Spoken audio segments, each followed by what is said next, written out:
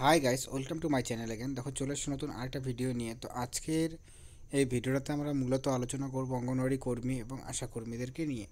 Main যে বিষয়টা উঠে আসছে যে অঙ্গনওয়াড়ি কর্মীদের কিন্তু একটা বিশাল বড় আপডেট, যেখানে কর্মীদেরকে নিয়ে একটা অ্যালার্ট বলা হয়েছে, মানে বেসিক্যালি কী কী সমস্যা হতে পারে এবং এর জন্য কী পদক্ষেপ নিতে হবে, এটা খুবই গুরুত্বপূর্ণ। ঠিক আছে, তো যে কোনো যদিও কোনো এটা খবরটা হিন্দিতে, কিন্তু যে কোনো রাজ্যেরই হোক না কেন, অঙ্গনওয়াড়ি কর্মীদের জন্য এটা একটা বিশাল বড় একটা একটা ইনফরমেশন, যে ইনফরমেশনটা সকলেরই কিন্তু জানা দরকার। এবং এছাড়াও আরও কতগুলো আপডেট রয়েছে, সেগুলো কিন্তু আমরা তোমাদের সাথে এই ভিডিওতে আলোচনা করব। তো অবশ্যই ভিডিওটি শেষ পর্যন্ত দেখবে এবং দেখার পর নিজস্ব মতামত জানাবে। তারপর যদি তোমাদের ভিডিওটা ভালো লাগে লাইক করবে, চ্যানেল নতুন থেকে চ্যানেলটিকে সাবস্ক্রাইব করবে এরকম ভিডিওসগুলো সর্বপ্রথম পাওয়ার জন্য। তো চলো সময় নষ্ট না করে তোমাদের ডিটেলসে জানাচ্ছি যে অ্যাকচুয়ালিতে কী কী আপডেটগুলো রয়েছে এবং কেন অঙ্গনওয়াড়ি কর্মীদের এই বিষয়টা জানাটা দরকার রয়েছে। তো দেখো, প্রথমত যে বিষয়টা বলা হচ্ছে যে বিভিন্ন রকমের লিঙ্ক কিন্তু অঙ্গনওয়াড়ি কর্মীদের কিন্তু দেওয়া হয়ে থাকে, যে মানে মোবাইলের মধ্যে আসতে পারে এসএমএসে, যেহেতু মোবাইলের মধ্যেই কাজগুলো করতে হয় এখন।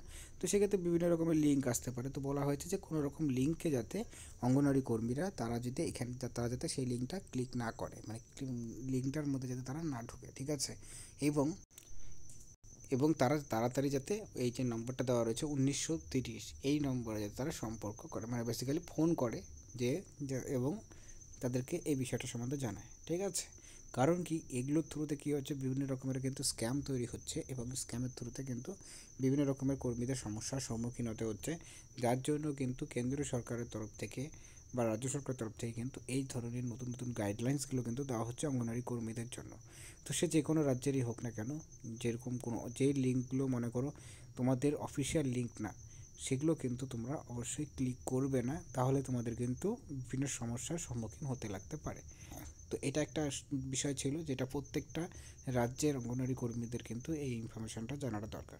আর সেকেন্ডলি হচ্ছে অঙ্গনওয়াড়ি কর্মীদেরকে নিয়েই, যে অঙ্গনওয়াড়ি কর্মীদের কী কী কাজ করতে হচ্ছে। দেখো বেসিক্যালি এখানে বলা রয়েছে যে অঙ্গনওয়াড়ি কর্মীদের যে কাজ, বিভিন্ন রকমের অনেক রকমের কাজ করতে হচ্ছে। দেখো এটা যে কোনো রাজ্যেরই হোক না কেন, সমস্ত কর্মীদের জন্য এটা প্রযোজ্য। কারণ কি আমরা জানি যে যে কোনো স্কিম যদি কেন্দ্র সরকার বা রাজ্য সরকার আনে, তো সেই স্কিমটা কিন্তু অনেকটাই সিমিলার থাকে প্রত্যেকটা রাজ্যের ক্ষেত্রে।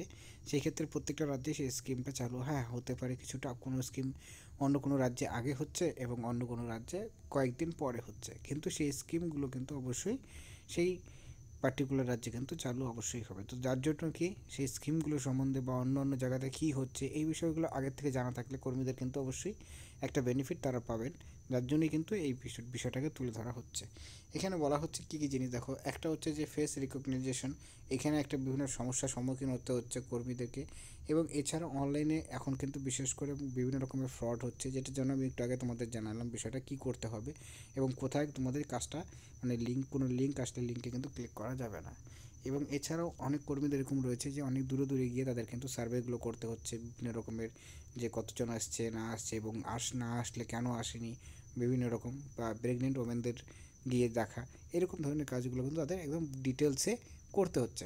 এই যে বিভিন্ন রকমের সমস্যার সম্মুখীন হতে হচ্ছে, এগুলো বিষয় নিয়ে কিন্তু বিভিন্ন জায়গাতে কিন্তু নিউজ পেপারে এগুলো কিন্তু রিপোর্ট উঠে আসছে। আর সবচেয়ে উল্লেখযোগ্য যে বিষয়টা হচ্ছে সেটা হচ্ছে যে এখানে কর্মীদেরকে কিন্তু বেতনটা, সেই বেতনটা কিন্তু কোনো রকম ভাব করে বৃদ্ধি করানো হচ্ছে না। ঠিক আছে, কারণ কি বেতন বৃদ্ধি হলে পরেও আমরা দেখেছি যে 500 থেকে 1000 টাকাই শুধুমাত্র বেতন বৃদ্ধি করানো হয়, তার চেয়ে বেশি কিন্তু বেতন বৃদ্ধি করানো হচ্ছে না। ঠিক আছে, যেখানে কিন্তু কর্মীদের বিভিন্ন সমস্যার সম্মুখীন হতে হচ্ছে।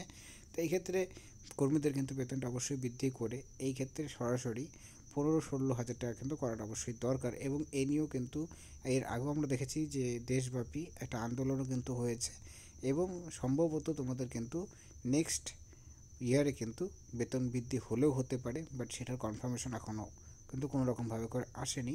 কারণ কি, যেহেতু জিনিসের দাম যেভাবে করে বেড়ে চলেছে, সেই ক্ষেত্রে কর্মীদের কিন্তু এখন অনেক সমস্যার সম্মুখীন হতে হচ্ছে, যার জন্য কিন্তু বেতন বৃদ্ধিটা অবশ্যই দরকার। ঠিক আছে, তো যাই হোক, এই আপডেটটা ছিল আজকের এই ভিডিওটিতে। ভিডিওটি দেখার জন্য অসংখ্য ধন্যবাদ।